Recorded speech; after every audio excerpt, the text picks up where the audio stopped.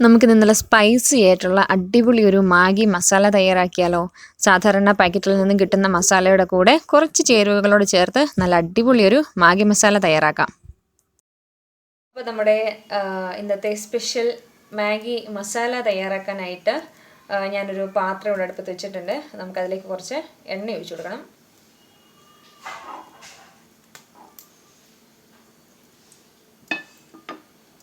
എണ്ണ ചൂടായി വന്നിട്ടുണ്ട്. ഇനി ഇതിലേക്ക് പൊടിയായി അരിഞ്ഞ് ഒരു 1/2 സ്പൂണ് ഇഞ്ചി, അതുപോലെ തന്നെ ചെറുതായിട്ടരിഞ്ഞ വെളുത്തുള്ളി, അത് ഒരു 1/2 സ്പൂൺ. ഈ വെളുത്തുള്ളി ഒന്ന് മൂത്ത് വന്നിട്ടുണ്ട്. ഇനി നമ്മൾ ഇതിലേക്ക് എടുത്ത് വെച്ചിരിക്കുന്ന ഒരു ചെറിയൊരു സവോളയാണ്. ഇതുപോലെ ചെറുതായിട്ട് നുറുക്കിയത് ഇതോടെ നമുക്കിതിലേക്ക് ചേർത്ത് കൊടുത്തൊന്ന് വഴറ്റിയെടുക്കണം.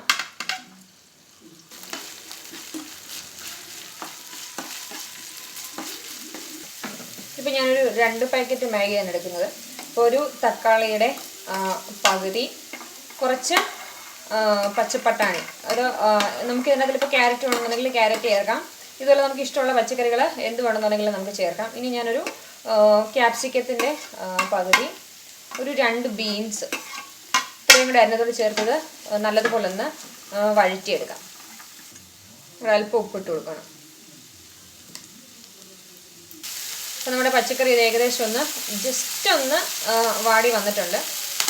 ഇനി നമുക്കിതിലേക്ക് വേണ്ടുന്ന പൊടികൾ ചേർത്ത് കൊടുക്കാം. ഒരു നുള്ള് മഞ്ഞൾപ്പൊടി, ഒരു 1/2 ടേബിൾ സ്പൂൺ മുളക് പൊടി, ഇത് കാശ്മീരി ചില്ലി പൗഡറാണേ, ഒരു 1/4 ടീസ്പൂൺ കുരുമുളക് പൊടി, ഒരു നുള്ള് ഗരം മസാല.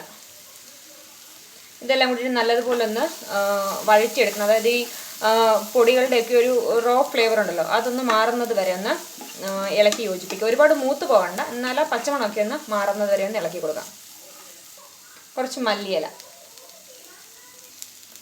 ഒരു teaspoon soya sauce, 1 table spoon tomato ketchup, 2 cup വെള്ളം. പിന്നെ നമുക്ക് ഈ മാഗി വാങ്ങിക്കുമ്പോൾ കിട്ടുന്ന അതിൽ ഉള്ള ഒരു മസാല ഉണ്ടല്ലോ, അതിൽ 2 പാക്കറ്റ് എടുക്കുമ്പോൾ ആ 2 പാക്കറ്റിലെ മസാല ഞാൻ ഇതിലേക്ക് ചേർക്കുകയാണ്.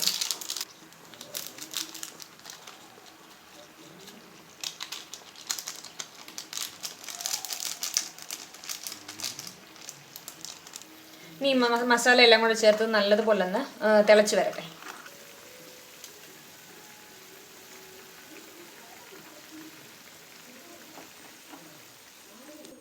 ഇതിനെയും പെതുക്കി ഒന്ന് വെന്ത് വരണം. ഇതൊരു 2 സെക്കൻഡ് നമുക്കൊന്ന് അടച്ചു വെച്ച് കൊടുക്കാം. ഒന്ന് ആവി കയറട്ടെ, അപ്പോഴത്തേക്ക് നമുക്കിതൊന്നുകൂടെ ഒന്ന് ഇളക്കി കൊടുക്കാം.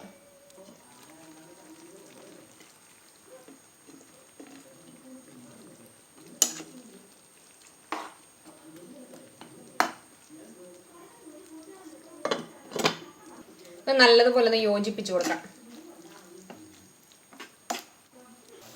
അപ്പോൾ ഇതാ നമ്മുടെ സ്പെഷ്യൽ സ്പൈസി ആയിട്ടുള്ള മാഗി മസാല ഇവിടെ തയ്യാറായിട്ടുണ്ട്. അപ്പം നമ്മൾ സാധാരണ എപ്പോഴും എന്താ ചെയ്യുക, മാഗിയുടെ പാക്കറ്റിലുള്ള ഒരു പൗച്ചിലെ മസാല ചേർത്ത് നമ്മൾ സാധാരണ മാഗി തയ്യാറാക്കി കഴിക്കാറാണ് പതിവ്. അപ്പം ഒരല്പം ഒന്ന് മെനക്കെടണമെന്നുള്ളതേ ഉള്ളൂ. കുറച്ച് സവാള അരിയുക, അതുപോലെ ആവശ്യമായിട്ടുള്ള പച്ചക്കറികൾ അരിയുക, ഇതുപോലെയുള്ള കുറച്ച് മസാലകളൊന്ന് അതിൻ്റെ ആ ഒരു ഫ്ലേവർ മാറുന്നതിനെ ഒന്ന് മൂപ്പിച്ച് ഒന്ന് വഴറ്റി എടുക്കുക എന്നുള്ളത് മാത്രമേ ഉള്ളൂ. അതിൽ പ്രത്യേകിച്ച് അല്പം പണിയുണ്ടെന്ന് പറയാനായിട്ട്. അപ്പോൾ എന്തായാലും ഒന്ന് ട്രൈ ചെയ്ത് നോക്കി. ഇതിൻ്റെ ടേസ്റ്റ് എന്തായാലും കൂടെ എല്ലാവർക്കും ഇഷ്ടപ്പെടും.